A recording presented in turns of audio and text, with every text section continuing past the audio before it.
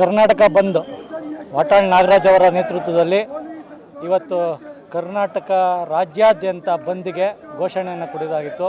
ನಮ್ಮ ಹೋರಾಟದ ಸ್ಟಾರ್ಟನ್ನು MES ಪುಂಡರ ಶವವನ್ನ ಯಾತ್ರೆ ಮಾಡುವ ಮುಖಾಂತರ, ಶವಯಾತ್ರೆ ಮಾಡುವ ಮುಖಾಂತರ ಟೌನ್ ಹಾಲ್ ಅಲ್ಲಿ ಮಾಡಿದ್ದೀವಿ. ನಮ್ಮನ್ನ ಬಲವಂತವಾಗಿ ಬಂಧನ ಮಾಡಿ ಫ್ರೀಡಂ ಪಾರ್ಕ್ಗೆ ತಂದು ಬಿಟ್ಟಿದ್ದಾರೆ. ಇಲ್ಲೂ ಕೂಡ ಶ್ರಮದ ತಿಥಿಯನ್ನ ಮಾಡುವ ಮುಖಾಂತರ, MES ಪುಂಡರ ತಿಥಿ ಗೋರಿಯನ್ನ ಕಟ್ಟುವ ಮುಖಾಂತರ ಅವರಿಗೆ ರಾಜ್ಯಕ್ಕೆ ಒಂದು ಸಂದೇಶ ಕೊಡ್ತಾ ಇದ್ದೀವಿ.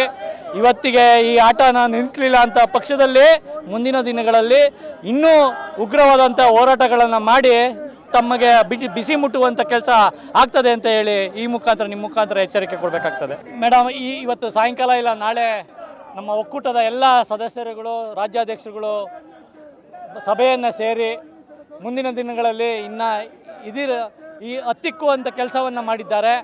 ಬೆಳಗಾವಿಗೆ ಹೋಗಿ ಬಂದನ್ನು ಮಾಡಬೇಕಾ ಅಥವಾ ಇನ್ನು ಯಾವ ರೀತಿ ಬಂದ್ ಮಾಡಬೇಕು ಅಂತ ಹೇಳಿ ನಾಳೆ ಮೀಟಿಂಗನ್ನು ಕರೆದಿದ್ದಾರೆ. ಆ ಮೀಟಿಂಗಲ್ಲಿ ನಾವು ಕೂಡ ಭಾಗವಹಿಸ್ತಾ ಇದ್ದೀವಿ. ಮೇಡಮ್, ಅವ್ರನ್ನ ನೀವು ಕನ್ನಡಿಗರ ಇಲ್ವಾ ಅಂತ ಕೇಳಬೇಕಾಗ್ತದೆ. ಯಾಕಂತ ಇವತ್ತು ಮಾಡ್ತಾ ಇರೋದು ಯಾರ್ದೋ ಪ್ರತಿಷ್ಠೆಗೋಸ್ಕರ ಬಂದಲ್ಲ ಮಾಡ್ತಾ ಇರೋದು, ಕನ್ನಡಿಗರೋಸ್ಕರ.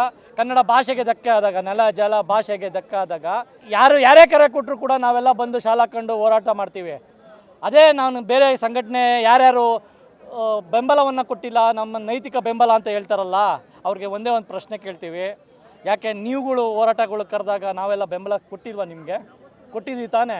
ಇವಾಗ ಒಬ್ಬ ಮುತ್ಸದ್ದಿ ವಾಟಾಳ್ ನಾಗರಾಜ್ ಅವರು ಕೊಟ್ಟಿರುವಂಥ ಬಂದ್ಗೆ ನೀವುಗಳೆಲ್ಲ ಕೊಟ್ಟಿದ್ದಿದ್ರೆ ನೀವು ಇನ್ನೂ ಹೆಚ್ಚಿನ ಹೆಮ್ಮೆ, ಕನ್ನಡಿಗರು ಇನ್ನೂ ನಮ್ಮ ಸಂಘಟನೆಗಳು ಇನ್ನೂ ಅವ್ರಿಗೆ ಒಂದು ಮೆಸೇಜ್ ಹೋಗ್ತಾ ಇತ್ತು, ಬೆಳಗಾವಿಯವ್ರಿಗೆ ಒಂದು ಮೆಸೇಜ್ ಹೋಗ್ತಾ ಇತ್ತು.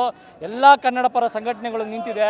ಇವತ್ತು ಅವ್ರಿಗೆ ಭಯ ಹುಟ್ಟಿಸುವಂಥ ಕೆಲಸವನ್ನು ನೀವು ಮಾಡಲಿಲ್ವಲ್ಲ ಅಂತ ಈ ಮುಖಾಂತರ ನಿಮ್ಮ ಮುಖಾಂತರ ಹೇಳೋದಕ್ಕೆ ಇಷ್ಟಪಡ್ತೀನಿ.